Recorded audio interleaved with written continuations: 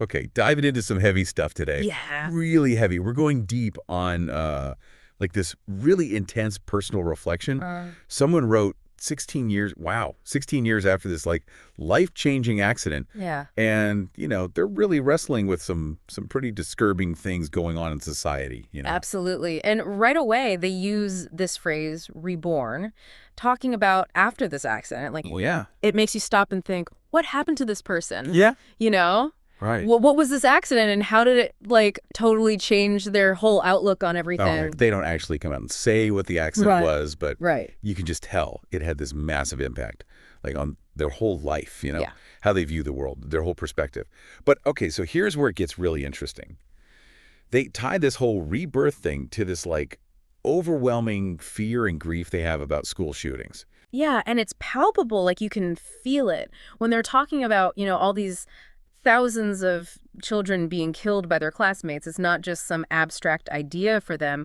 This fear is real, like it's seeped into their daily life. Oh. They even talk about how they're like scared to go out in public, always on edge, worried about, some kind of violence happening. It's like their whole experience, this rebirth thing, gave them this like hyper-awareness of how vulnerable we are, how fragile life is, and all these shootings just constantly bring that to the surface. And what's interesting, too, is how they kind of connect their personal experience with, like, bigger societal stuff. Like, they talk about how school shootings, they used to be this, like, uniquely American thing. Yeah. But now they're being, like, mimicked in other countries. It's almost like they see American culture and our, whole relationship with violence as this blueprint for these awful acts. A blueprint for violence, sadly. Sadly, yeah.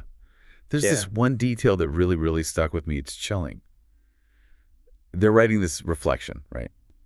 And their Google feed, you know how those things are, it pops up with this news story. 3 boys trying to shoot a middle school student on a school bus in Maryland. Right, as they're writing. They're writing. Like, it just shows you how real this fear is for them. Yeah. It's always there. It's not some hypothetical, it's happening right then and there. And it brings us to what they see as the real problem, Yeah.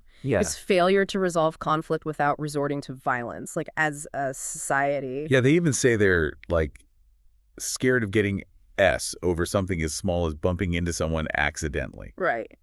Talk about lack of trust, like this feeling that any little interaction could just explode. Totally. It's a feeling of powerlessness, like there's nothing to protect us, no faith in these systems, And so then they talk about their disillusionment with politics, especially how, the Republican Party focuses on gun rights.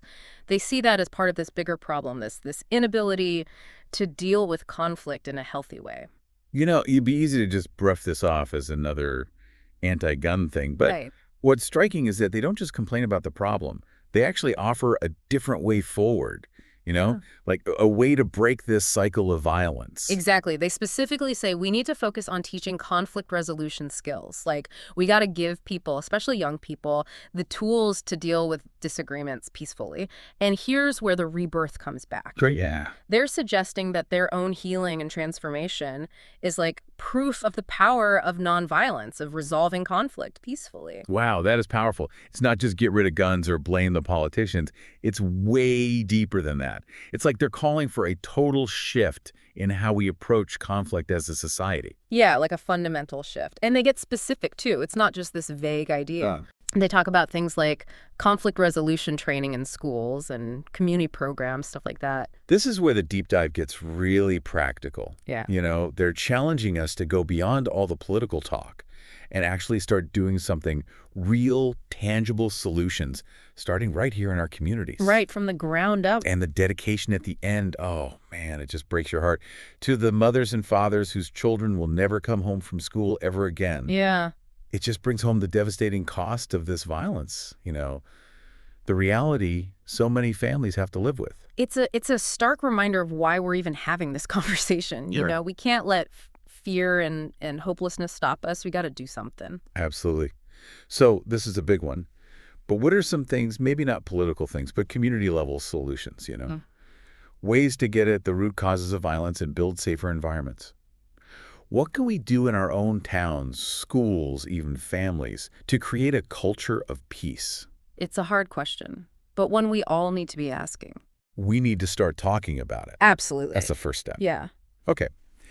Thanks for joining me on this deep dive. It's been a tough one, Yeah, but important. absolutely.